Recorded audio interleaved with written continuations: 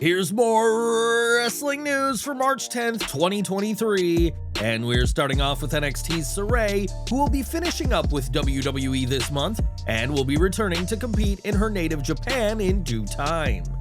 Her return will come after a lackluster run in NXT, and there's a very specific reason why the 26-year-old, who arrived with a ton of promise, went underused.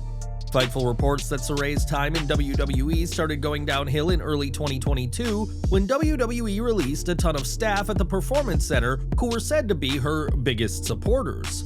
More specifically, it was said that William Regal's release in January of last year was a turning point, and after that, her name didn't come up when it came to creative plans.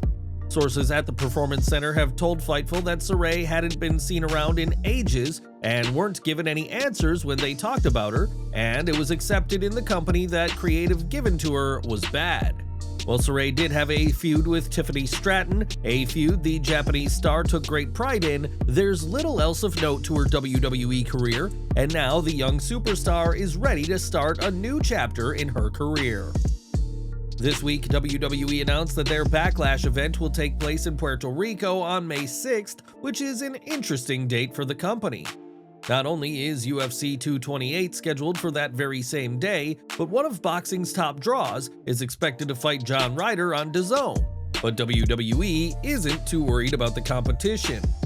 During Wrestling Observer Radio, Dave Meltzer explained that the belief in WWE is that there is not enough crossover appeal that WWE doesn't need to worry about losing fans to either UFC 228 or the boxing event. Meltzer added that WWE will be gigantic in Puerto Rico, as the show will be taking place on Cinco de Mayo weekend, and that WWE has always done extremely well in the area. It was also explained that since WWE doesn't worry about pay-per-view anymore, live viewers is not as much a concern as it once was, as fans will no doubt watch the show in the days following the show. WWE Backlash will be WWE's first premium live event in Puerto Rico since New Year's Revolution in January 2005, and though there will be plenty to watch on that night, WWE is confident that their show will do very well. Now, before WrestleMania 39, WWE will host their annual Hall of Fame ceremony, but this year's Hall of Fame class is a bit different than usual.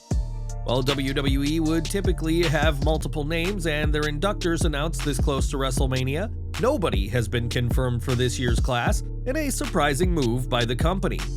We may not know for certain who will be inducted, but Mick Foley has given us a clue, as on this week's Foley Is Pod, the hardcore legend said he's been contacted about an induction. He explained, "I received a text message from someone I had no contact with in a while, years and years, asking if I would induct them into the WWE Hall of Fame. It was a daymaker for sure. Someone who had many different options and asked me, so I was really flattered, readily accepted, and we will see how that comes to pass, if it comes to pass."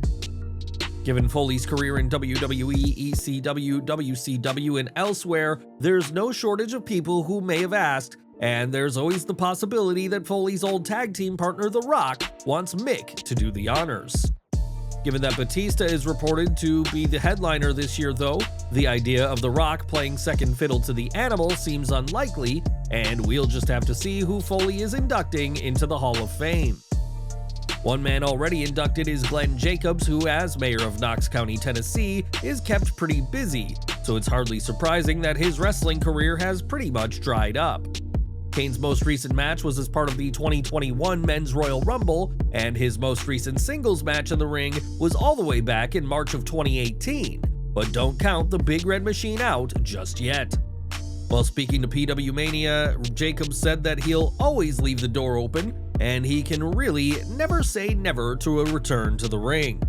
WWE has never shied away from bringing past stars back for one more match, and would you like to see Kane make a return to WWE? Or do you think we've seen enough of the Devil's favorite demon? Over to AEW, as it was last May that Stu Grayson made the surprising announcement that he was leaving the company, citing the lack of consistent TV time as one of the factors. In his time away, Grayson has had just 2 matches on the independent scene, but he'll be making his All Elite return next week.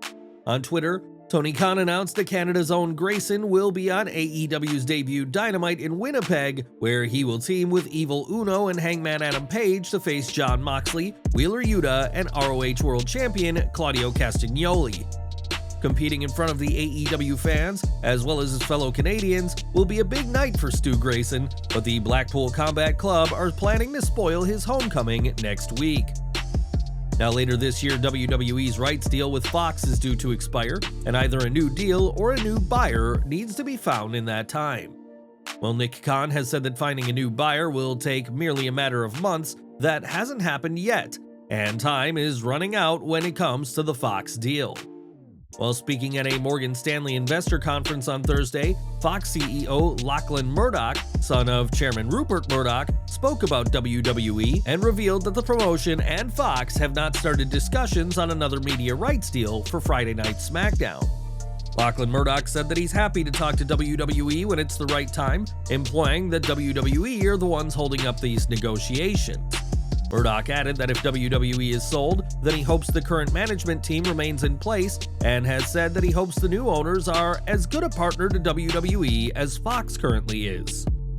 There have been reports that WWE is not expected to get as good a deal as they currently have if they do end up having to negotiate a new contract with Fox, and there's even been rumors that Fox could keep their Friday primetime spot for another show, resulting in SmackDown being moved to a different time, if not to streaming. Between the Fox negotiations, the sale, and the new gambling legislation efforts, WWE has a lot on its plate, and the landscape of the promotion will likely look much different in 12 months' time. For every WrestleMania, WWE has used celebrities to make the show a bigger deal, from the likes of Liberace and Muhammad Ali in 1985 to Johnny Knoxville last year. For many fans, celebrities, especially those in matches, is a bad thing that takes away from more deserving wrestlers on the roster, but Gunther has now shared his 2 cents on the matter. Speaking on Superstar Crossover, Gunther said that while he understands the frustration of some for wrestlers who have worked all year missing the big show, he argued that the mainstream attention brought by celebrity matches helps WWE and the roster immensely. Speaking about current celebrities in wrestling like Bad Bunny and Logan Paul, Gunther said they're contributing a lot, and what do you think to celebrity matches in WWE? And we're ending today with SmackDown as Kofi Kingston is out of tonight's 5-way to determine the Intercontinental Champion Gunther's opponent for WrestleMania. It's been confirmed that Xavier Woods will replace Kofi in the match that will include Drew McIntyre, Sheamus, Karrion Kross, and LA Knight. If Woods wins and goes on to WrestleMania, it'll be his first singles title opportunity since facing US Champion John Cena in 2015. And who are you hoping goes on to WrestleMania to face the leader of Imperium?